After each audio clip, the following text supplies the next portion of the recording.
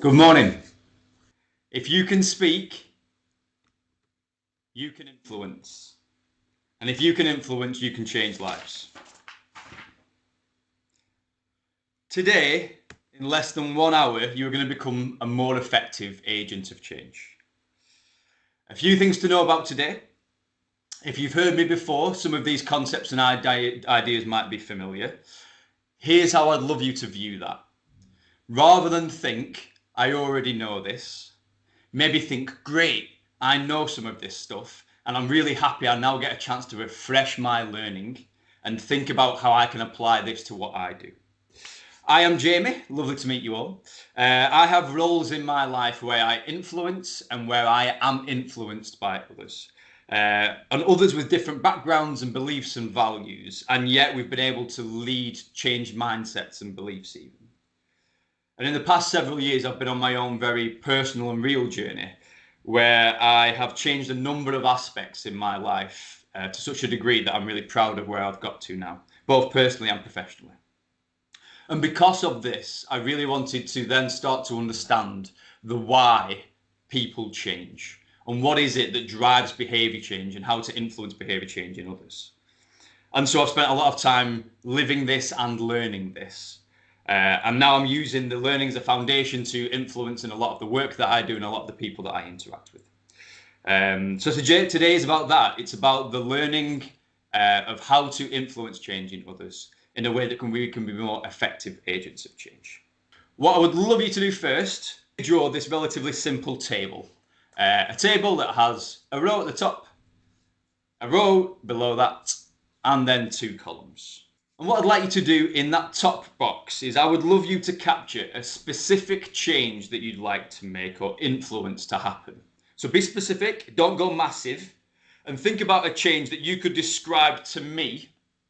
And if I said to you, who's a key person who you feel is going to be vital to that change, you'd be able to come up with a name. And don't worry if it doesn't work and you don't get this quite accurate. It's just a way of helping you apply the learning today. So I'm going to move on and start by laying a foundation that I'd like you to keep in mind. Systems, organisations, and teams are just people.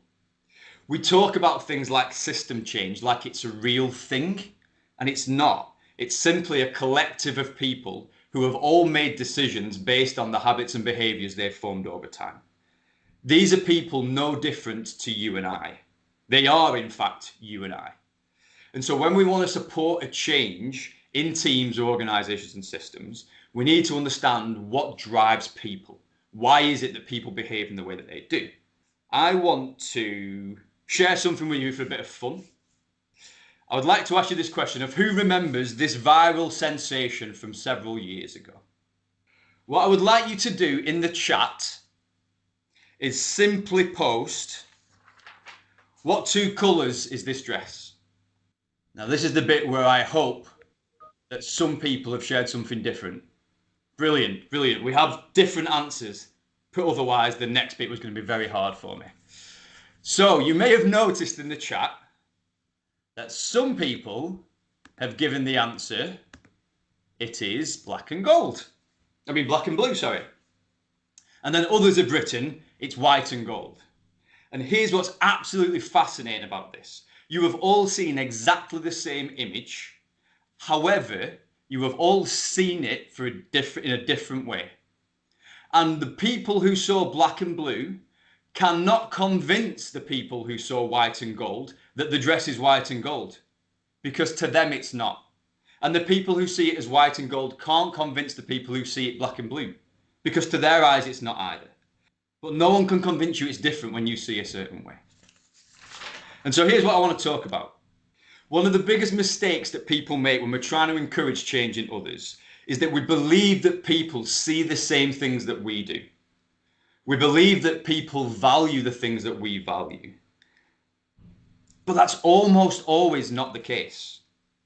People have different views and perspectives of things. What they see is often different to what you see. What they value is often different to your values. Their interests and the things occupying their mind right now are not the same as yours. I want to play a short video to illustrate this. It's by a guy called Robert Greene. who's an author of bestsellers on power dynamics, human nature, and influence. Stop turning inside and thinking about yourself and about what you want to say and about what your brilliant ideas and how people aren't listening to you and whining and complaining, and turn it around and look at them and look at what they need and what they want and what their problems are and what they're going through. Not only will it make you a better persuader and influencer, it'll make you a lot happier because it'll help you get outside of yourself and outside of all of your self-absorption. So just that one trick of turning your lens around instead of inward and focusing outward is the golden key to any kind of influence in this world. So a simple message to reinforce what we've just shared, which is to influence change, we need to work harder to meet where our audience are at and not where we're at. If any of you have ever read The 7 Habits of Highly Effective People by Stephen Covey, he has a beautiful quote that I think really kind of brings all this together. As clearly and objectively as we think we see things, we begin to realize that others see them differently from their own apparently equally clear and objective point of view. It's the dress. We all think we see it from the same perspective and we don't. And so if we fail to recognize that others see things differently, we will always meet resistance. So to inspire change, we need to recognize that because people have a different view, we need to think differently about how we frame the story of change that we're telling them through their lens. Help them to visualize and perceive how the change that we're talking about benefits them, how it connects to something that we know that they value, that's real for them. You've now got that specific change. And what I want you to do now, spend time thinking about just one person you think is key to influence for the change that you want to make happen. And then bearing in mind what we've just shared and talked about, recognizing that we need to see through their lens, through their perspectives, what is something that we know about them, that they care about, that they connect with, that they value, that is their need or is their need right now, that maybe can help us think differently about how we could connect with them. We're often too busy describing our change at this kind of scale and this level, and then we forget that actually change happens at an individual level by an individual person starting to think and work differently. And so even if your change is relatively large, the ability to identify one person who you can go and start to connect with and influence is how you start the ripples of change across a place. Because systems aren't real, people are real. If you remember nothing else about what we've just talked about, remember that. You need to take time to see the world from more than just your lens. Because another part of inspiring change is around creating that connection, helping somebody frame it through the world that they see and the things that they understand and care about. So take time to see more than just your lens is the first key foundation of our chat today. Another part of inspiring change is understanding why people adopt change in the first place. And how, when you know why people adopt change, you can then think differently about what your role can be in that space. So we're going to talk about a fascinating model that helps us understand why people adopt change.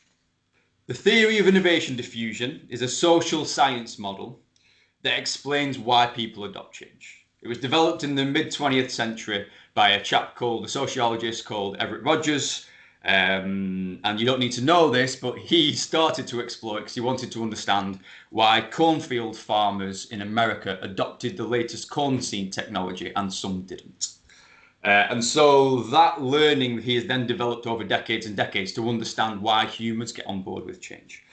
This came to my attention when I watched a video on it by Simon Sinek, who you may have heard of. And you can find really great YouTube videos, Simon Sinek talking about this very topic. He talks about it being his Bible. He uses this in all of the work that he does. But I'm going to talk you through the innovation diffusion and how, as a reminder, this explains how or why people adopt change. And the idea is this: you can basically split any layer of the population into 5 kind of categories, if you like. And so what you have first is you have about 2.5% of the population are innovators. Innovators are people with the absolute beliefs in something new and different. They're the people who take massive risks and dedicate their lives and their time into doing this stuff. What you then have are what you would call early adopters, about 13.5% of the population. Now, early adopters also connect with things because of their beliefs. It connects to their values. However, they are more likely to really want to understand why something is worth doing. They'll generally play with it and practice it and unpick it, and they'll start to apply it in what they do. And they'll also start to share that with others and become the example to other people of why this change is a really great idea. So similar to innovators, early adopters and innovators both take risks, both buy into something because it connects to who they are, it connects to their identity. What you then have are these two areas here, which are generally described as the majority, about 68%. Now, the majority are a bit more pragmatic. They're a bit more risk averse. They're not willing to jump into something until they know it's better than what they're doing right now, until other people have tried it first. They're a little bit more cautious. They're not going to take risks. And so the majority aren't going to be convinced by words. And then you've got this kind of final layer of the population with this rather crude term of laggards. Laggards are people who, no matter what you do, you're going to have to drag me kicking and screaming into this change. It doesn't matter what it is. It doesn't matter if you're telling me it's better. I'm going to stick with what I got. Thank you very much. And let's test this through a very simple kind of idea. Smartphones. So whenever it was back in the day, Apple, Steve Jobs believed that there was a different way of being able to utilize technology. Those very early people who really took all of the risks and invested time into creating a new technology. Then the early adopters are the people who bought into the belief that something could be different and should be different. And they're the ones who queue up around the block weeks before something's going to be done. They're the ones who spend all their time looking on websites looking for the latest technology. Then the majority are the ones who, yeah, well, maybe when prices are down a bit, when I've seen other people use it, I'll keep my phone for a little while, thanks. You know, in 6 months' time, maybe I'll get one. And then your laggards are like, I'm happy with my Nokia 3210, thank you, and flip phones all the way for me forever. Why is this of value to know? Well, because the other thing that we need to understand when it comes to innovation diffusion is that we are generally trying to achieve change here at the majority. We want change to happen across a majority of our population. And what's really fascinating about innovation diffusion is what it talks to is the way that we achieve change across the majority is we ignore them. We don't spend and invest our time in trying to convince the majority. And here's why. There is like a social phenomenon in terms of change that's called the tipping point. And the tipping point happens at about 18%. And when you can achieve change at 18% of your population, things gather momentum and change starts to happen across the majority. And the way you get to that tipping point is you don't try and convince the majority. Because remember, the majority are not convinced by your words. And so what you actually do is you spend all your time here with the early adopters. The early adopters are the ones who buy into what it is that you're trying to do because it connects to their beliefs and their identity. But more important than that, the early adopters are the ones who are showing other people why it's better. They're the ones who start to convince the majority to get on board with something. They're the ones that help you cross the chasm to get to the 18% tipping point. Because remember, people aren't convinced by your words. They don't change because they like you. Early adopters change because it connects to their identity, and the majority change when it's been proven to them that something has changed is better than what they're doing right now. Maybe the early adopters are sat with them and showing them how to make it easier for them to get on board with it. The early adopters become your army of influencers who can start to bring people on board with that change. So 2017, TaAF didn't exist, but a very small group of people enabled by Sport England came together to try and understand how do we think differently about the complex problem of physical inactivity. And that very small group of people believed we needed to think differently about the challenge, that we couldn't just keep chucking physical activity interventions in communities at people and think that that was going to lead to a change. We believed that we needed to think and work differently and start to change the system that was there to support those people, to bring those people on board. So what we did in the early days, so we were like the 2.5%, and in the early days, what we did was we recognized there was a number of organizations who were key to this. And so we jumped straight into trying to convince them to get on board with our belief. And we spent a lot of time trying to do that. And what we hadn't really thought is, well, but maybe they don't connect with what it is we're trying to do here. Maybe they're in the majority who are a little bit more risk averse, a little bit more cautious, a bit more used to doing things a certain way. And so we struggled to gain any headway whatsoever. A change came when we recognized that we wanted to actually create the opportunity for more people to come and join our relatively small group. And that's when we put an ask out there to say, who'd like to come and be part of something different?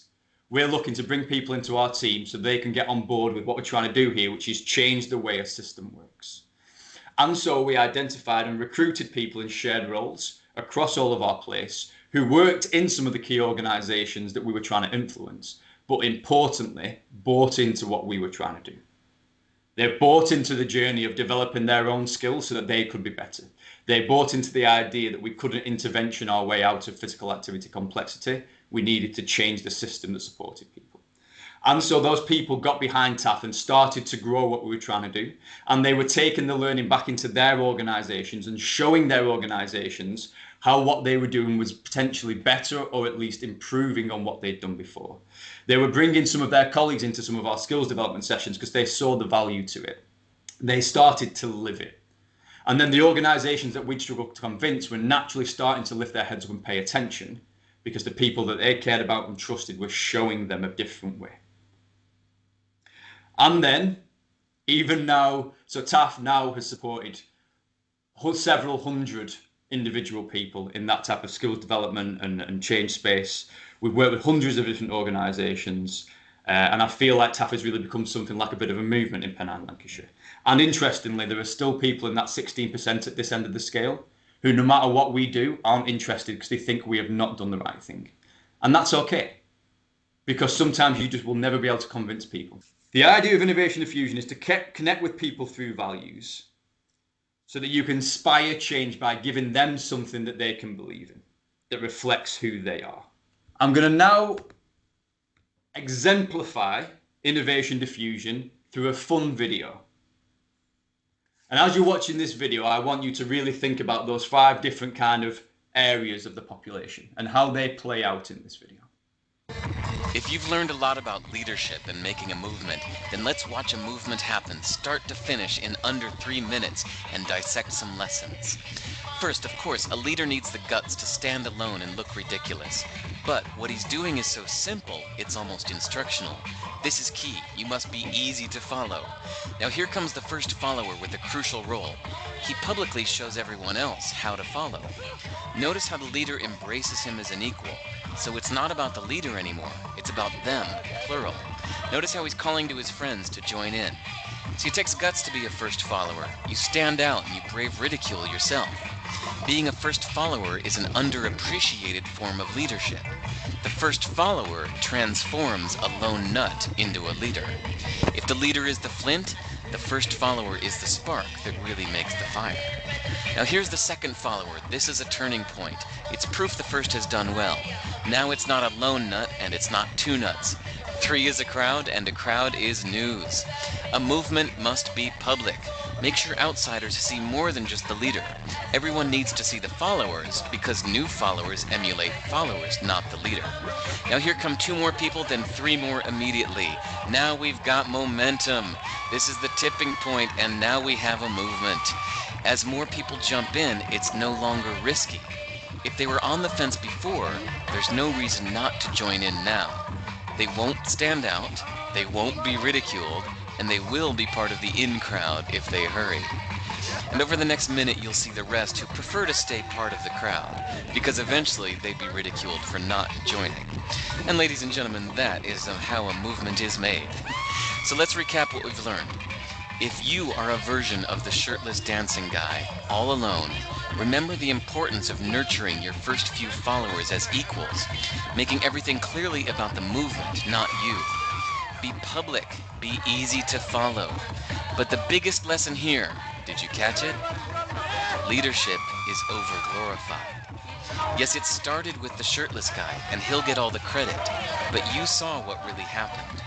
It was the first follower that transformed a lone nut into a leader. There's no movement without the first follower.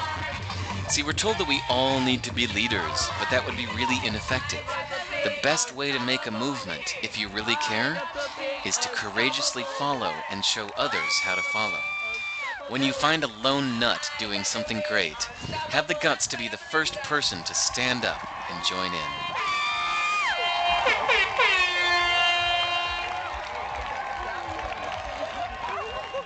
So hopefully as you were watching that, you could see the various points that were happening there. The lone nut into the early adopters, who then everyone lifted their heads up and started to notice. That then started to attract more followers who weren't ever going to join the lone nut, but were going to join something that had shown them the way to do it, that had made it easy for them to then get involved. And before you knew it, it attracted an army of people who were then all on board with the change. But I think a good reflection question for all of us when it comes to periods when we're trying to influence change is this. Where in that scale are we spending our time? How often are we spending all of our time trying to convince people who aren't going to be convinced by our words? Are we stopping the dancing to go and trying to convince the people who are sat down to come and get involved? Or are we attracting people who feel a connection to what we're trying to do? Helping them feel part of something and then using their reach and their energy to then bring in the rest. Back to your template. On the bottom left, I would like you to think about everything that we've just kind of talked about in relation to innovation diffusion. And maybe think about early adopters. Identify those people who you feel may connect with your change on a values basis because they also believe that change needs to happen. And think about who those people are. Innovation diffusion, if you remember nothing else, remember this. Find your early adopters and invest your time in them. As I look down at my time, I realise I've got a few minutes spare here in my very precise timings. And so I'm going to touch on one more thing on innovation diffusion that I think is important to know and allows us to have a little bit of a mental break in terms of what we've been doing so far. So we've talked about the 5 kind of categories there. One thing I really want to point out to people is these are not labels for you to assign to people. Okay? So nobody is a laggard for everything all of the time. So even if in your mind now, if you go, oh, I know a laggard, you don't. What you know is a person who for a particular thing may not have connected with something. All of us are on this scale for different things. There are things for which we are absolutely early adopters. There are things for which we're a majority who are waiting to be convinced and shown. And there are things for which we have no interest and we're never going to connect with. We've talked really about 2 foundations. We've only got 1 more to cover. And the 2 foundations have all been around how you can inspire change or connect on a values basis. For them, really kind of like bigger changes we're talking about. But there's also something that we can do that is different to inspiring change, but I would argue is equally as important. And that's you can just make change easier. So earlier I talked about teams, systems, organizations are just people who make decisions, right? Based on their behaviors that developed over time. So that means if we understand how behavior is formed, we can then influence how things are done. Make it easy. So I want to show you an image.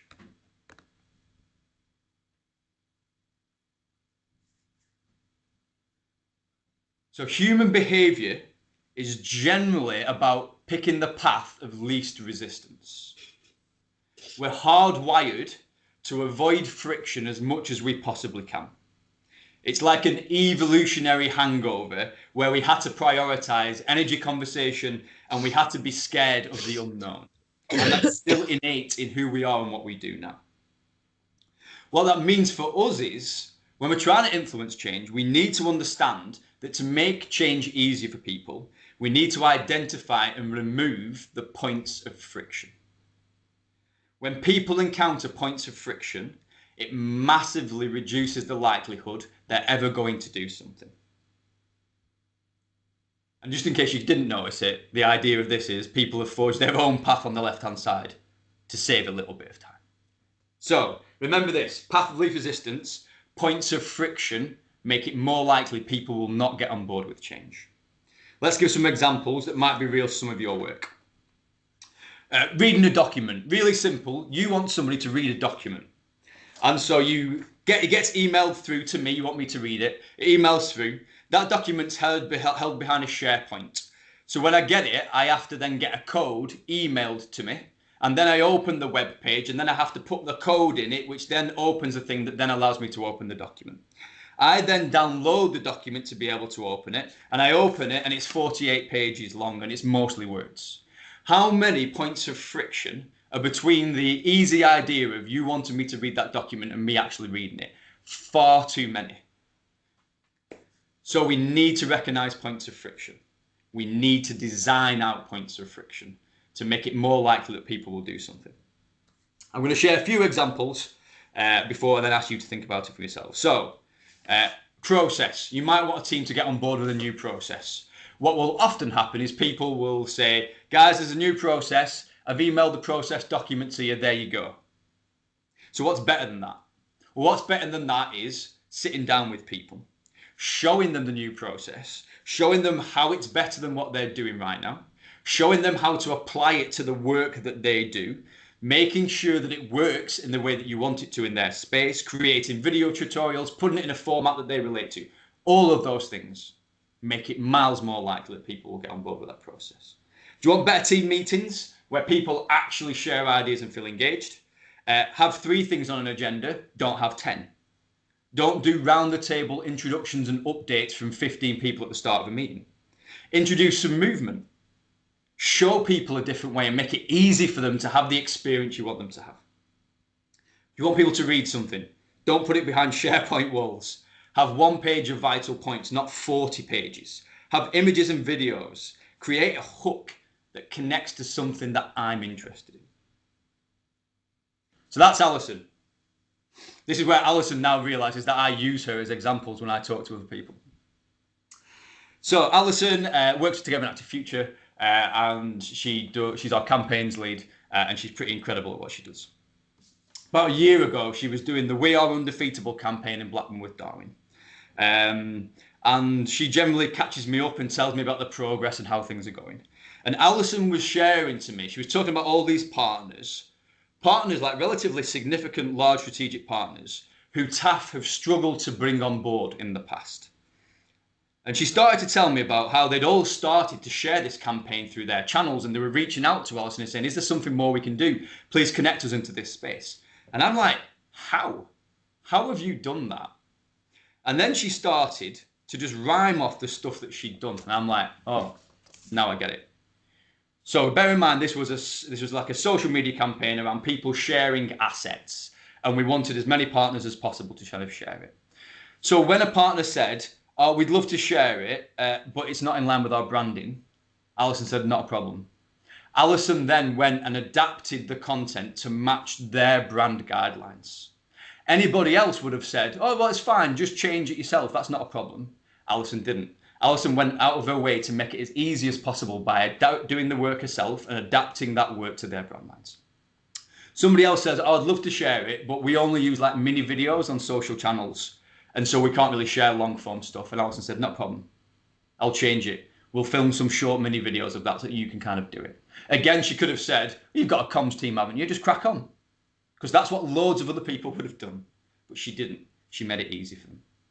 She even went out of her way to then share with people, these are national days coming up. So if you want to time your kind of post to align with one of these national days, that'll look really great for your comms team and look like you're really switched on with this stuff. She went out of her way to do an awful lot of the work for them that other people wouldn't have done. And then, unbidden by us, they then started reaching out to Alison and saying, oh, can you please put me in contact with that storyteller? I want to do something more in this space. Now, this has been really powerful. We now want to do something. So then they started to do the thing that we wanted in the first place, which was own this thing for themselves. What we may not like to hear is that removing friction is mostly always about doing more work ourselves. We have to go out of our way to make change easier for someone. Because habits are formed when you make things easy. You can't rely on people changing because it's the right thing to do. The thing you care about, people don't care about to the same degree. And willpower or I'll get round to it almost always fails for all of us. And so don't rely on good intentions. Everyone is too busy. And when they hit a point of friction, they're not going to do the thing. And then your chances of influence and change drop significantly. So you've got to make it easy. The final point in this I would like you to do is on the bottom right box now.